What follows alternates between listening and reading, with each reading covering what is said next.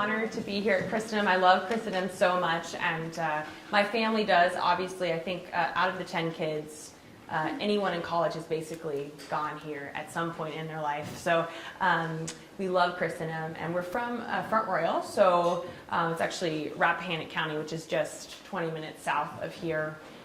If you know Rappahannock Cellars Winery, Liv does. She works there anyway, and we live right across the street, so it's great to be home and with you guys. I'm in the middle of a tour, like Matt said, with Five for Fighting, so we played in Philadelphia, and then came home, and luckily did not play in Boston tonight. Boston is tomorrow. They're having a huge storm, so it's great to be here in warm Virginia right now.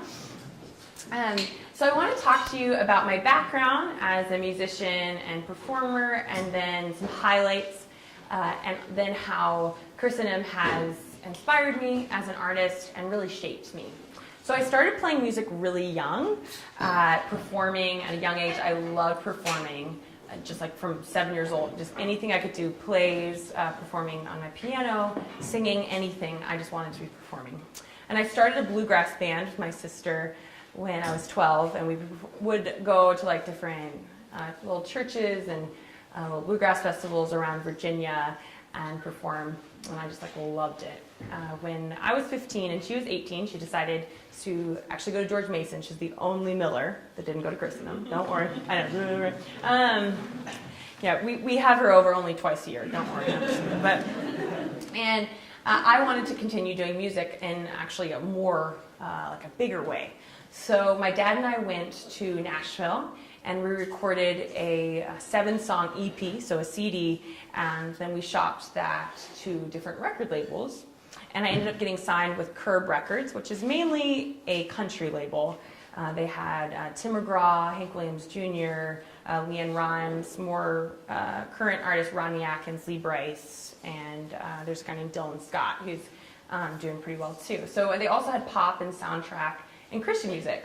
And so my song that they decided to make the single, they featured it in Christian radio, and it did pretty well. And I was enjoying it, but I was feeling a little bit overwhelmed. I was 16, 17 years old and didn't really want to do it as much as I thought I did in that full-time level. So I asked my parents, said, hey, I want to go to college. And they said, cool. So I applied to Christendom and got in and was so excited. A lot of my best friends growing up, you're going to know probably some of these names, the O'Reillys and McShirleys, O'Donnells. I went to, actually did tutoring group with Rory O'Donnell, and I had just become friends with a lot of different people in this community, and all of them were going to be freshmen at the same time, so I was super excited. So at my time at Christendom, sort of the traveling took a back seat, but I still worked really hard on music while I was here, and I got to play, at the pub nights and things like that, which was awesome, and had several crushes on seniors that didn't like me back, so inspired some great unrequited love songs. So that's for another time. But anyway, so it was really, really amazing, and I loved that time at Christendom. So after I left school, I went back to Nashville and recorded more music. I songwrote for like a couple years almost till I recorded more music, and recorded a song called You're Not Alone. And that song was on pop radio, which was really cool. It sort of happened. We were at Sirius XM in New York City on the Catholic channel, and the guy that runs the pop station, The Pulse, heard us playing You're Not Alone and said, I really like that song. And they started playing it, and because they did, a lot of what we'd say terrestrial, so just like regular radio stations, started playing You're Not Alone. So it was really cool. And then my song 6'2" came out, and that was also on pop radio, and then was on Dancing with the Stars, which my family had never watched. And let's just say that the dancing is not something you would see at Italian night at Christendom, which we learned when we watched it. But it was really cool because 6'2" was a waltz, and so it was actually really, really beautiful. So I've opened for Andy Grammer, Plain White Tees, Colby Calais, and my favorite, the Backstreet Boys. It's really sad. Yeah, right? It's sad how young you guys are, because like that used to be, the response used to be even so much bigger than that. But it's okay. I realized that I first attended Christendom in 2007, which I was like, wow, that officially makes me an old person compared to you guys anyway. So that was really cool. I opened for them in Disney World. And it was really awesome. My friend Mary Kate Vanderwoody came with me, and we were just like in heaven for 2 days. It was so great. But my best performance definitely was performing for Pope Francis when he came to the U.S. in 2015. So in Philadelphia, they had the Festival of Families, and we got to perform for him. It was crazy. This guy, the promoter for the festival, called me and said, hey, would you like to sing for Pope Francis? Aretha Franklin, Andre Bocelli, The Fray, Jim Gaffigan's doing comedy, and they're going to perform. There's going to be like 800,000 people there. They'll be on CNN and Fox News. Like, would you like to do that? I was like, yeah, sure. That sounds cool. So that was really awesome. And Mark Wahlberg introduced me. He called me Maria Miller, which is fine, very normal. I'm Marie, but it's okay. So it was a really amazing night, and it felt very special because I felt like we sort of represented the Orthodox Catholic, the young Catholic in America, because it was me and two of my friends that love the church, and so it was really cool to perform for him. It was kind of funny too, because we were supposed to play two songs, You're Not Alone and 6'2", but then they decided last minute that they're going to have to cut You're Not Alone. And I'm going to play 6'2" for you, so I'm going to speak for you guys for a little bit. We're going to take a super quick break, and then I'm going to do some performance, so you'll hear it. And 6'2" is about not being too picky with who you date, and so it talks about a guy with blonde hair, blue eyes, and who's 6'2". And when they asked me to play 6'2", I thought that was kind of weird. I was like, is Pope Francis 6'2"? I don't really get what it is. And You're Not Alone is a song about friendship and about being there for each other and tough times. I thought it was perfect for a conference about family. But they said, no, actually, we're going to have to cut You're Not Alone. You're only going to get to play 6'2". And so I emailed them. Here I was, this little baby artist. And everyone else, Aretha Franklin, I'm like, no, I have to play You're Not Alone. And they actually said it was okay. So I played both songs. But actually, Pope Francis had been out all day and he was tired. So I played two songs. And then they decided that no one else was going to get to play two songs. So Aretha Franklin, Andre Bocelli only got to do one, but I got to do, yeah. And not to keep going on the story, but I have to tell you guys this, because you get it. You guys know Jim Gaffigan, right? Oh, yes. Yeah, duh. Okay, so he said at this is like so inside scoop. You guys are just, that's how much I love you. He said it's Jim's birthday today, because Jim Caviezel was there. And I was like, it's Christmas? Get it? Because he's Jesus. And he used that. He used that line. And I was like, I'm a Jim Gaffigan writer at this point. It's pretty cool. So anyway, so that was amazing. More recently, I released an album called Letterbox, which was really cool. It was featured on Billboard Magazine, NPR, SiriusXM, and also had a lot of Spotify playlisting. And I love music. It's a huge honor to be able to do this. And I'm, as a smaller artist, when I get emails and things on social media about how my music has helped anyone, it means so much. And a really cool story is there's two friends that got You're Not Alone tattoos on their foot. They were mamas, and they were in the hospital together. Their two little boys were sick, and one of the boys actually passed away. But they formed this beautiful friendship amidst the tragedy, and their theme song was my song, You're Not Alone. I love that story so much. I also really love that story because I'm not cool enough to ever get a tattoo, and the fact that they got a tattoo, for me, it was like, wow, that's cool. So these stories make me really, really love my job, but I couldn't do this if I didn't know the why. See, I've always wanted to change the world. Ever since I was younger, I was like, I want to do that. But my Christian education helped me see that you could change the world through the power of beauty. Dostoevsky tells us that beauty will save the world. And this quote resonates with us because we've felt it in our own lives. How many times have we been inspired when we've read Lord of the Rings or Persuasion or listened to Fred Astaire's The Way You Look Tonight? That feeling of almost bittersweet joy, a longing inside yourself. This thought is not only from our own experience, but it's been talked about throughout the ages.